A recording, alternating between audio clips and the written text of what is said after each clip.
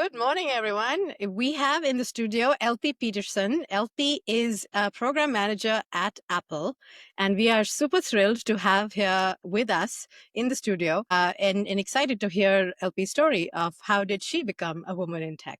So without further ado, I'm just going to pass it all to LP. Tell us all about it. You've had a fantastic journey. Why don't you tell us a little bit more about that? Yeah, hi everyone. I'm LP Peterson. I've been at Apple a few different times, which is a fun part of my story. All opinions are my own. I just have to have the disclaimer, of course. I'm here as a woman in tech, not as an Apple employee. And yeah, I've been working in program management since I was about 17 years old. So I have quite a history with it, and I'm happy to get into it with Igor and Shivam. Thanks for having me.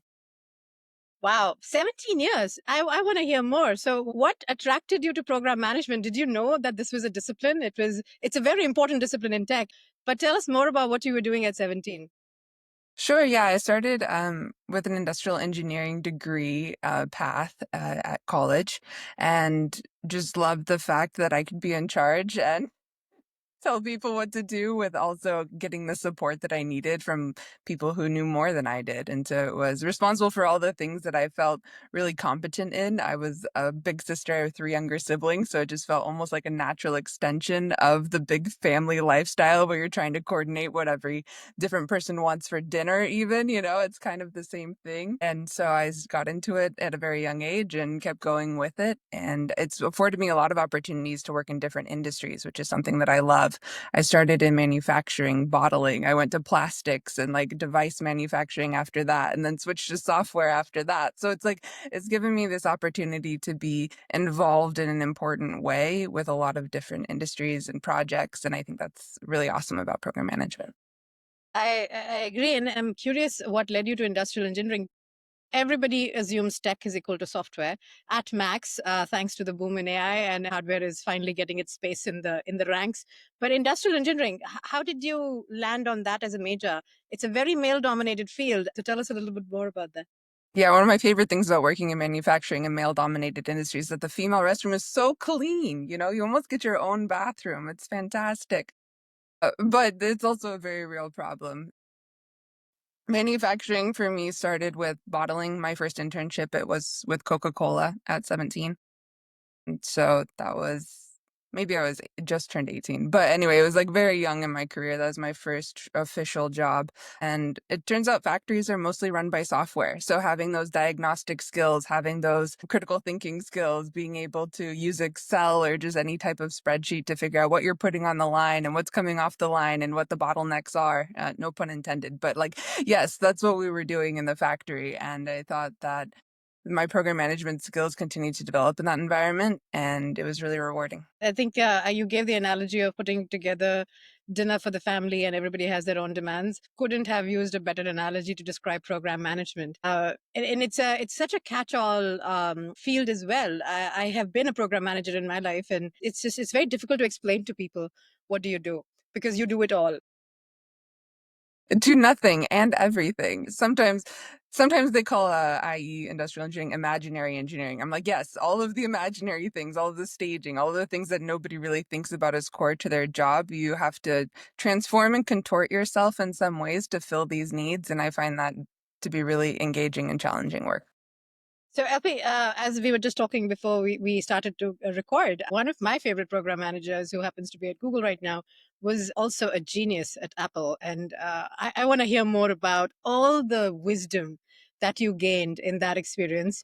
Sure. Yeah. I like to say I'm an ex genius, and people are like, oh, that's so smart. I'm like, yeah, I'm an ex genius. But it really is a great opportunity to get in with a great company. I think Apple does and has done a very good job of training geniuses and investing upfront in not just the technological skills, they expect you to have a little of that coming in usually. Like, I know how iOS works, I know how Mac OS works, I can find the system library, like those kinds of things are necessary about being a genius. But the training that they provide is mostly focused on empathizing with customers, customer service. You have to put yourself in the place of I'm not going to deal with a customer who's having a good day probably all day. Whoever I meet is going to be having like this terrible experience of this device that lives like almost attached to their body, is failing them in some way. So, how do you come into that situation and turn it into a positive engagement is really the crux of what their customer service was all about. Being young and learning how to do that provides a great foundation for the rest of life, I think. So if you're young and you're listening to this, like the Genius role, the Apple retail environment is a really great way to get knowledge and skills that are important for life. Sounds like a really great opportunity to get some basics on how to communicate with people. And I want to do just one step back for our listeners who are not necessarily from the US. We have part of our listeners from Europe. Can you just very briefly explain who is Genius? I mean, there are plenty of stores all around the world.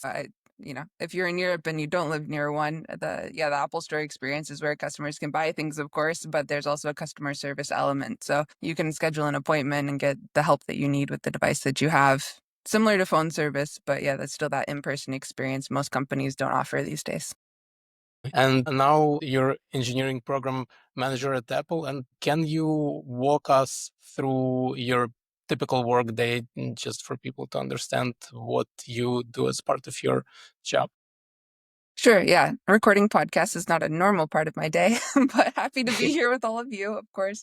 The day-to-day is cross-functional meetings. It's structuring communications that go out to possibly thousands of software developers, however large your organization that you're supporting is, and really making sure that everyone around your team understands the drumbeat of what we're doing for a release. So at this moment in time, we should be fixing our most critical bugs. At this time in the year, we should be focusing on our most exciting features, development, and doing some of the more risky things, and choosing the level of engagement that you have throughout the year and designing that heat map in a way that meets the goals of your company. And that's what program management is. And hopefully, if you have good communication and those things work out correctly, then you're able to have exciting launches when your executives need them. Seems like a really, really interesting and very responsible job. And when we first met, you told me that one of the things you're really passionate about is emotion management. And the topic of our conversation today is emotional resilience in tech. So can you tell us why are you so passionate about emotion management? I think it's one of the things that's held me back the most in my career. It's been really difficult had been really difficult for me to come across as an emotionally resilient leader.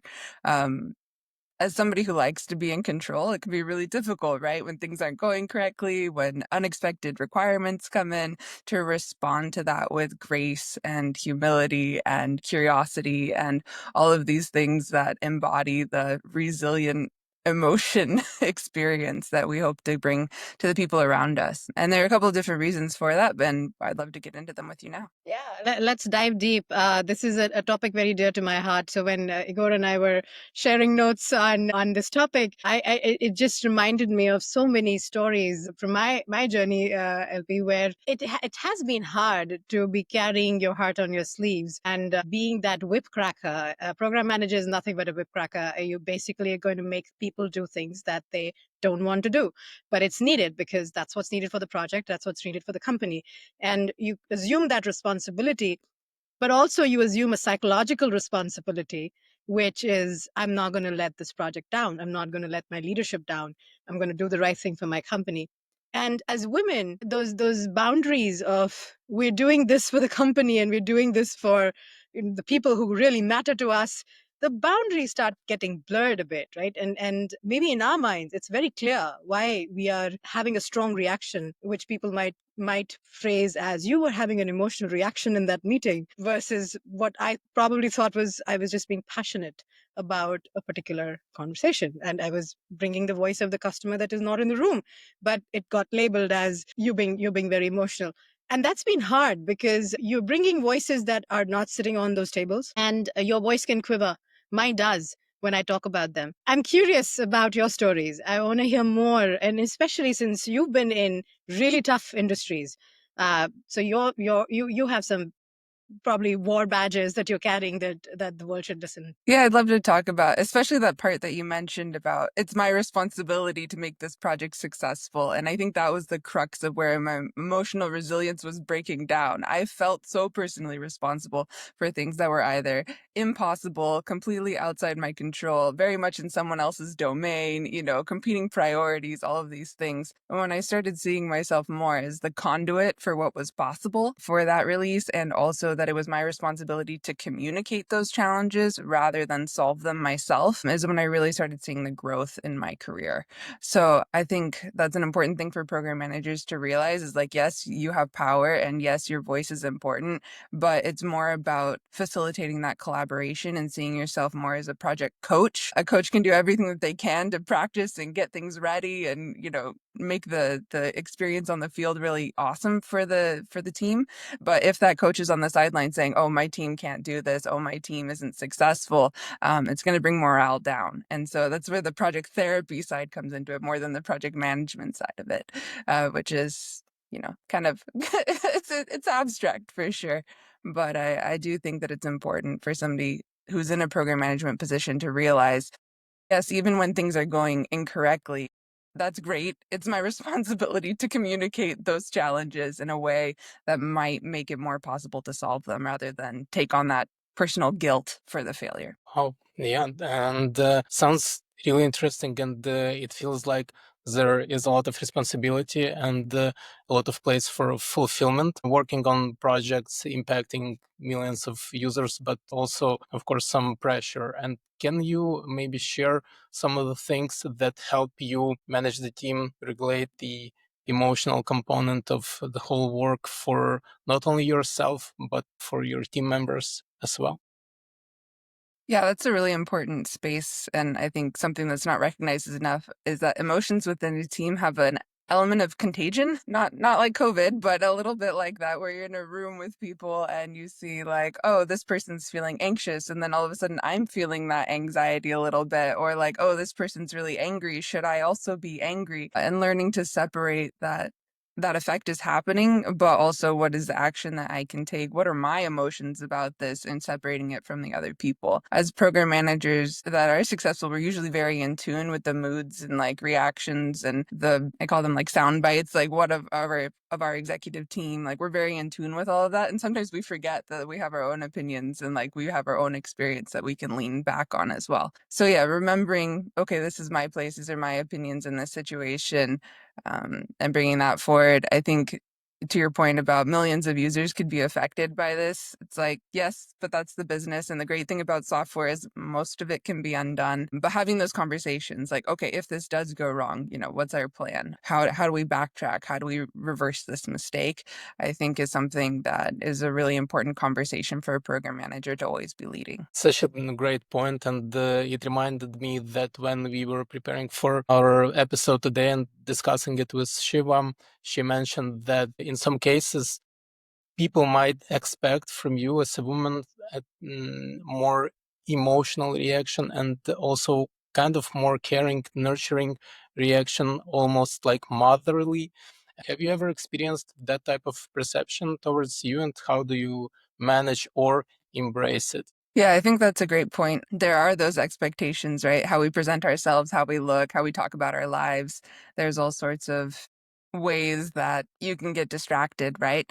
And so I think it's important for a program manager to realize, like, okay, these are the people around me. This is their role. What role do I need? Maybe there's already a nurturer on the team, but maybe there isn't. So you're thinking about the team as a whole and the role that you might play rather than what people might just expect because of how you look or present. But there's an element of improv, an element of acting to program management where like you need to kind of transform to what the project requirements need of you. And sometimes that is a nurturing person. Like sometimes it's a team of people that are just not nurturing. And so if you can bring that to the team, great. But if that's not needed or that's not your personality or you're not comfortable doing that, I think the way that you present yourself to the team, you can change that perception for sure.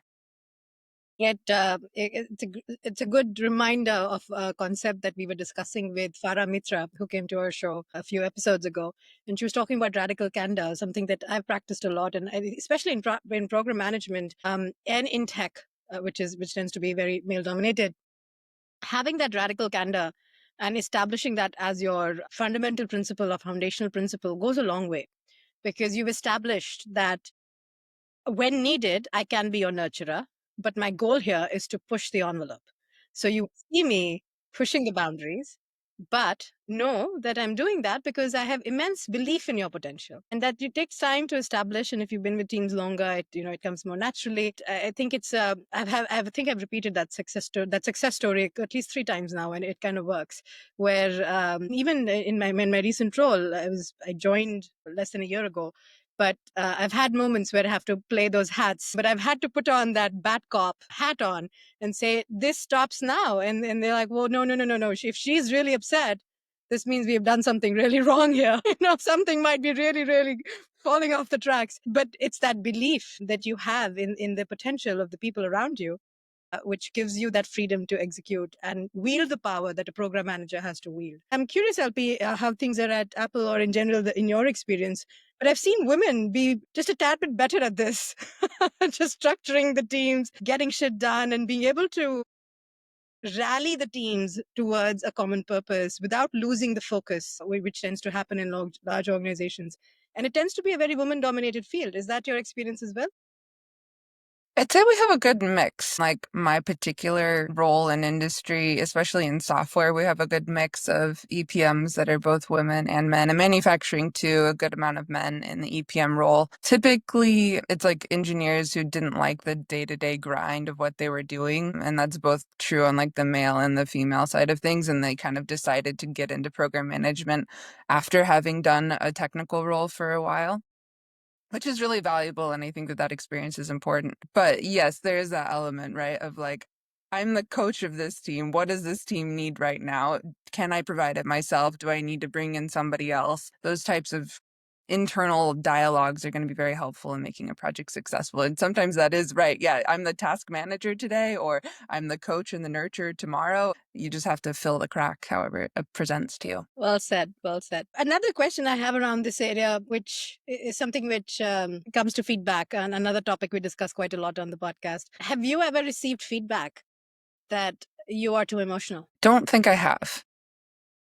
Yeah.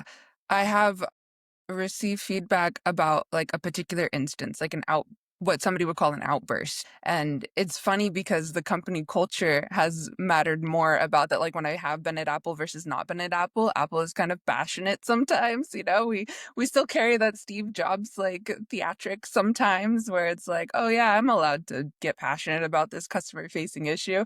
And I joined a startup that was like extremely conservative. And like one day I was like, oh, we just can't allow that or something in a meeting. And they gave me feedback that that was an emotional outburst. And I was like, wow, emotional outburst is it's so dependent on the environment and the cultural norm that it really comes down to the program manager observing what that norm is and then not going above it or below it unless it's really necessary. So it definitely depends on your environment. I wanted to segue to another very interesting segment of our show, which we call listeners' questions. And before we dive into those questions, I wanted to ask you, LP, one question. Have you ever experienced an imposter syndrome? I think imposter syndrome kind of like weaves its way in and out depending on the day. Some days you're like driving to work and like, yes, I have everything. The universe is at my back. Everything's great. And then like something happens that afternoon, perhaps. This happened to me like yesterday. And I was thinking like, oh, now how am I going to get promoted? How am I going to achieve what I want? Like, I don't have the skills. I don't have the support. I don't have the advocates. So I think it can be something that comes on very suddenly and can also leave very suddenly. The thing that I like to acknowledge about imposter syndrome is it is just a feeling one day. It's like, I'm feeling like an imposter today. That's cute. Like, let's move on. I'm already here. I already am in this position. I'm just going to do the best that I can. I heard another female leader speak about that. And she's like, I don't know who the imposter is going to be because I'm already here. And like, let's just move on to the next thing. And I really value that perspective. And I think it was great advice. Your voice should act, your inner voice is very powerful. Kudos to you for developing that. How did you develop that? I'm curious. It's very rare that you would find people developing that inner voice without any help? My negative internal dialogue was so strong and so powerful that I realized it was a problem pretty early in my life and got, coaching and help for that. Read some books that were really helpful. But just all these things to kind of be aware of the problem and start recognizing that that was going to harm me and not help me in my career. So if you are dealing with that on a regular basis, no, you don't have to. You can look in the mirror and pump yourself up instead of rip yourself down. I think that's a really important skill to develop. It's not something people are born with. If you're lucky, your family was that way and like gave you that different internal dialogue. But for a lot of us in tech, a lot of us achieving for the first time in our families, that's not something that we got. So it's important to develop it yourself. Absolutely. And you're the perfect person to ask one of the questions from our listeners. So she asks the following: I have 15 years of experience, but struggle with increasing visibility. How can I address imposter syndrome and self doubt? Maybe you can share some tips, tricks, practical techniques that worked for you. One of the life-changing concepts in this area for me was somebody told me like, "Oh, you're not a thermometer, you're a thermostat." A thermometer just reflects the temperature in the room. And I think as program managers, it's easy to fall into that bucket of like, oh, this is what the project's doing today. Therefore, I'm sad or therefore I'm happy or whatever. But somebody told me like, no, if you want to lead, if you want to get the visibility, if you want to stop feeling like an imposter, start imagining yourself as the person who sets that temperature in the room. Does it need to be warmer today? Does it need to be cooler today? And start figuring out the actions that you can take. Maybe this is what a coach can help you with, but what actions can I take on a day-to-day basis to set that temperature where it needs to be in order for the project to be successful? That is such a powerful statement. The next question we have from a listener is similar to where I was going with, is like investing in yourself, right? And you brought up a very strong and interesting point that people forget. People think it's all organic and natural, and you're born with it, or you'll have these sponsors who are gonna pave the way for you, and you're just gonna walk on this path, this golden path that's gonna lead you to the abundance. But the reality is, you have to invest in yourself and develop your narratives and seek help, something that is almost a taboo sometimes. It's just like, what? I need a coach? What are you talking about? Igor knows this. I think I myself have that syndrome. I was like, no, I'm doing just fine. I don't think I need a coach right now. I'm doing just fine. And we have a listener here who's asking something similar, saying, how do I learn to prioritize myself in my career? Maybe you have a small daily practice that works best for you, or some tips and references that we can leverage. Yeah, of course. I think coaching is one of these really weird things. It's not really a daily practice, but what my coach does is help give me a daily practice because I won't do it on my own. So we'll come up with like, oh, what's the curiosity this week? I'm going to sit and see how my emotions are responding to the situation in the meeting rather than taking on other people's emotions, and just practice that for a week and see how it feels. These are the types of things that working with a partner, and if your manager is not very skilled in this, it can be really nice to bring in extra help. I started coaching more regularly when my manager was just like completely useful for any of these types of things. And to her credit, like very much is drowning in the day to day of running the team, right? And learning new processes and trying to understand. So she was so focused on that, I realized that my development was really in my hands and I didn't know what I was doing. So that's when I started looking for more outside influences to help me develop those daily practices. And they do change over time. So I mentioned the one experiment that we ran that week. Another week, my homework was like, go to an improv class. So I just went to improv and I was like, how are people reacting? How do people develop a storyline when there is no storyline? Because that's what executives are doing all day long. And that was the closest that I could get that day, right? It was like, let me just go on stage with people and like make up a plot. And I think that was a really powerful exercise as well. So these are the kinds of things that I like to do daily to help invest in myself, 4 hours on a Saturday away from my kid and away from my husband, like that felt like I was investing in myself.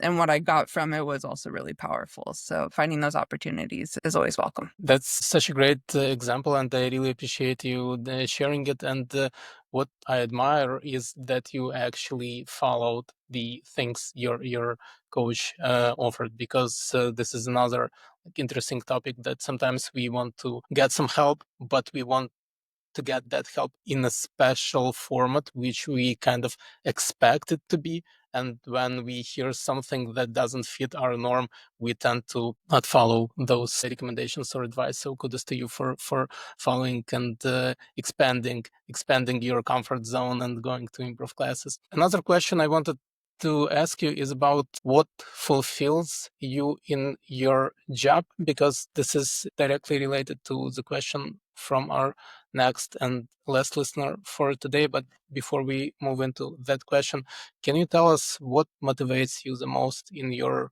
work in tech? That's a great question. I think it's the opportunity to work alongside people that are really amazing at what they do. I've never not felt like I was working with a world-class team, whether it was engineers that were starting their own company after being at Tesla for many years. That was a startup experience that I joined, whether it was at Cisco, where it was communications equipment that the whole world used, whether it was at Apple with phones or new products or whatever we were working on. I really felt like the people that I were working with were true experts and that I was able to support them in an important way in an important time in their life. And so I think that reciprocity is something that I crave in my career, and not every position will allow me to achieve that. But luckily, I've been able to find ones that do.